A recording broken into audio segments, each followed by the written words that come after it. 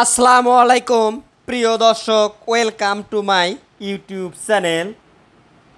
অন্যান্য সময়ের মতো এখন যে মেডিসিন নিয়ে কথা বলছি, এই মেডিসিনের নাম কেটো আলফা। এর জেনেরিক অ্যামাইনো অ্যাসিড কিটো অ্যানালগস। এর প্রস্তুতকারক company health care pharmaceuticals limited. এই কেটো আলফা ট্যাবলেটটি কী জন্য ব্যবহার করা হয়ে থাকে, এর পার্শ্ব প্রতিক্রিয়া, ব্যবহার বিধি, এসব বিষয় নিয়ে কথা বলছি।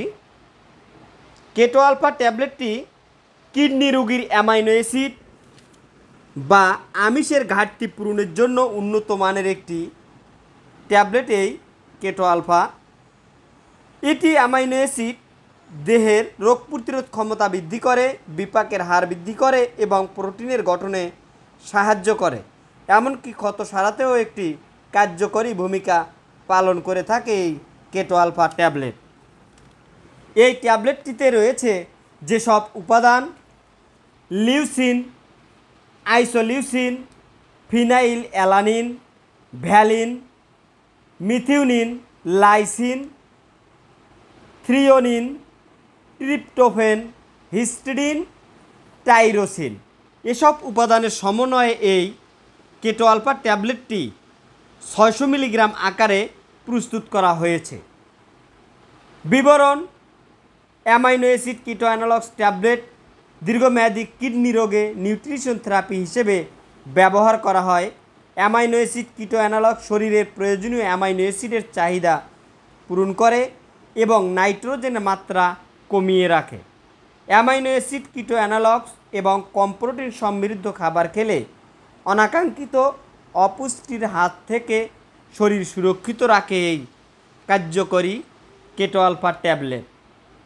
অ্যামাইনো অ্যাসিড কিটো অ্যানালগস যেসব রোগীদের জন্য প্রযোজ্য, যাদের প্রতিদিন 40 গ্রাম বা তার কম প্রোটিন সমৃদ্ধ খাবার খেতে হয়, সাধারণত তাদের জন্য গ্লোমেরুলার ফিল্ট্রেশন রেট 25 মিলিলিটার পার মিনিটের নিচে তাদের জন্য অ্যামাইনো অ্যাসিড কিটো অ্যানালগস নির্দেশিত।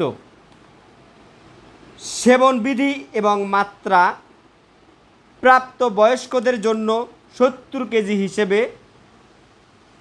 প্রতিদিন 4 থেকে 8টি ট্যাবলেট দিনে তিনবার খাবারের সাথে সেবন করতে হবে। অ্যামাইনো অ্যাসিড কিটো অ্যানালগ খাবারের সাথে খেলে এর শোষণ এবং মেটাবলিজম দ্রুত হয়। এই ট্যাবলেটটি ব্যবহারের পূর্বে অবশ্যই একজন কিডনি বিশেষজ্ঞ ডক্টরের পরামর্শ অনুযায়ী সেবন করতে হয়। দেহের ওজনের ওপর নির্ভর করে এই ট্যাবলেটটি ডোজের কম বা বাড়ানো যেতে পারে, তবে এটি অবশ্যই রোগীর কন্ডিশনের ওপর ডিপেন্ড করে বিশেষজ্ঞ ডক্টর পরামর্শ দিয়ে থাকেন। শিশুদের ক্ষেত্রে এই ট্যাবলেটটির ব্যবহার এখনও প্রতিষ্ঠিত হয়নি। পূর্তি নির্দেশনা: অ্যামাইনো অ্যাসিড কিটো অ্যানালগসের কোনো উপাদানের প্রতি অতি সংবেদনশীলতা থাকলে, hyper calcaemia, amino acid metabolism disorder থাকলে এই ট্যাবলেটটি সেবন করা উচিত নয়। সতর্কতা: সেরাম ক্যালসিয়াম প্রতিনিয়ত পর্যবেক্ষণ করতে হবে, পরিমাণ মতো ক্যালোরি নিতে হবে। বংশগত ফিনাইল কিটো নিউরিয়া থাকলে অবশ্যই খেয়াল রাখতে হবে, কারণ অ্যামাইনো অ্যাসিড কিটো অ্যানালগসের ফিনাইল অ্যালানিন রয়েছে। অ্যামাইনো অ্যাসিড কিটো অ্যানালগসের সাথে অ্যালুমিনিয়াম হাইড্রোক্লোরাইড দেয়া হলে সেরাম ফসফেটের মাত্রা লক্ষ্য রাখতে হবে। পার্শ্ব প্রতিক্রিয়া: হাইপার ক্যালসেমিয়া থাকলে ভিটামিন ডি এর পরিমাণ কমাতে হবে। দীর্ঘদিন এই ট্যাবলেটটি সেবন করতে হয়।